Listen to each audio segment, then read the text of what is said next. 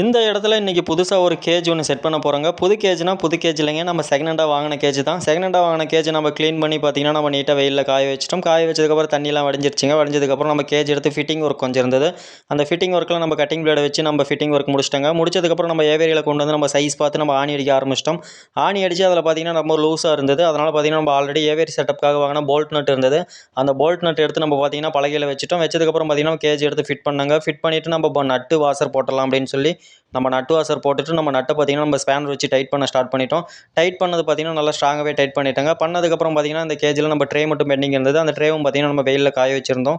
அந்த ட்ரேவை எடுத்துகிட்டு வந்து நம்ம கேஜில் ஃபிட் பண்ணி வச்சுங்க. இந்த கேஜ் நம்ம எதுக்காக இப்போ எக்ஸ்ட்ரா நம்ம ரெடி பண்ணியிருக்கோம் அப்படின்னா, நம்ம ஏவேரியில் வர ஹெலிகாப்டர் பட்ஜிஸாக இருக்கட்டும், ஆஃப்ரிக்கன் லவ் பேர்ட்ஸாக இருக்கட்டும், அதில் இறங்க சிக்ஸ் எல்லாம் போட்டு வைக்கிறதுக்காக இந்த ஒரு கேஜ் மட்டும் எக்ஸ்ட்ரா நம்ம ரெடி பண்ணியிருக்காங்க.